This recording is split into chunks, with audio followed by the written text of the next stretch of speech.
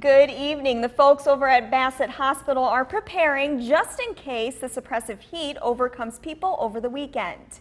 Here's News Channel 2's Gary Liberatore live on Main Street with more.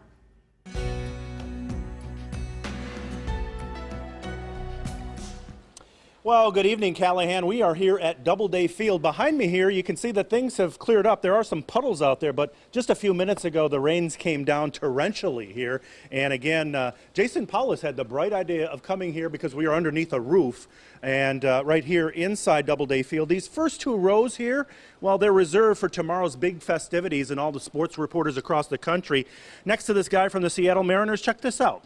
Our own Jason Paulus, that's right, and I'm going to sit right here in his seat. This is where he will be tomorrow.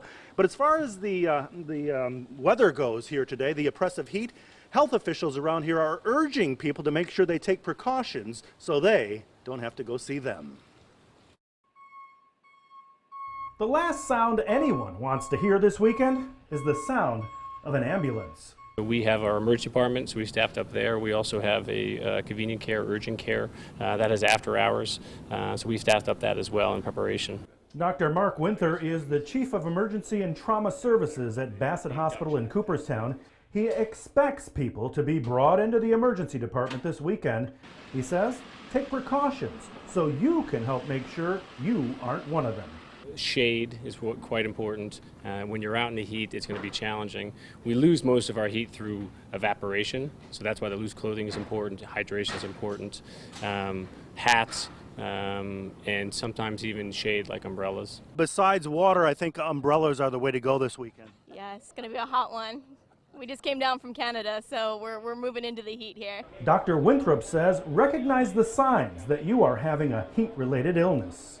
The most common sign would be fatigue and headache, and then warm skin. Heat exhaustion is relatively benign. It's something where with hydration and cooling you'll do well. Heat stroke, that potentially can be deadly, and this is something that we have to be very aggressive in cooling. So we're going to basically determine which one are you. Most likely it's going to be heat exhaustion.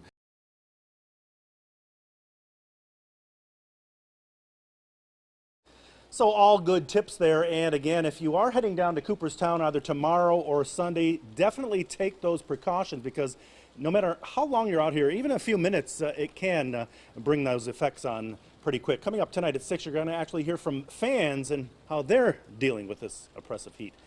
Reporting live in Cooperstown, Gary Liberatore, News Channel 2. Callahan?